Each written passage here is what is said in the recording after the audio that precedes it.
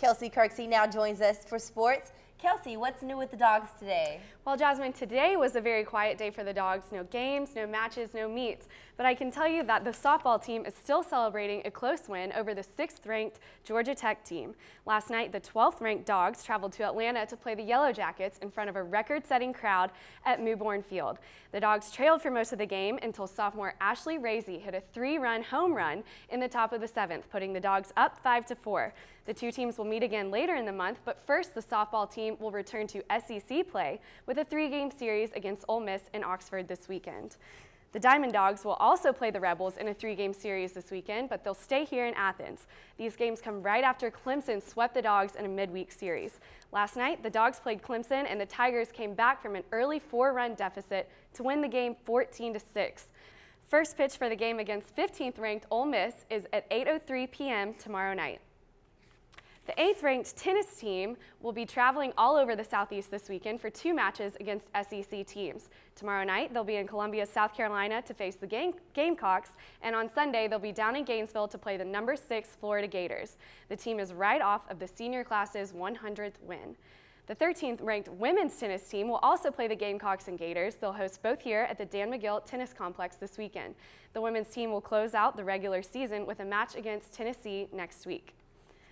Well, the Gym Dogs left today for the NCAA Regionals in Columbia, Missouri. They'll join 5 other teams competing for the top 2 places.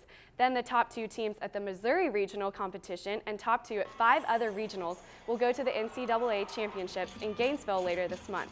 Georgia has received a total of 21 titles at the regionals in the years past, 11 of those in the last 12 years. The 5th-ranked Gym Dogs will compete with teams like Oregon State, Missouri, and Minnesota. Georgia has advanced to the championships in each of the last 26 seasons. They've won a total of 10 NCAA titles, including the last 5. So Sanford Stadium will be full of cheering fans this Saturday. The annual G-Day game will kick off at 2 p.m. Admission is free, but there will be a food drive going on that benefits the Food Bank of Northeast Georgia.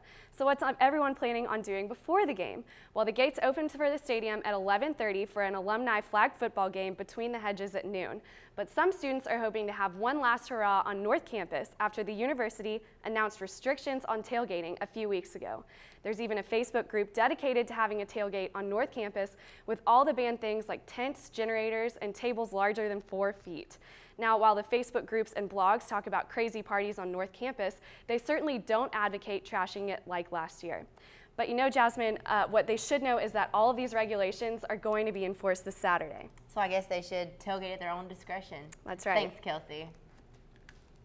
Find out what department here at UGA is a little bit sweeter than others when we return to UGA News Source.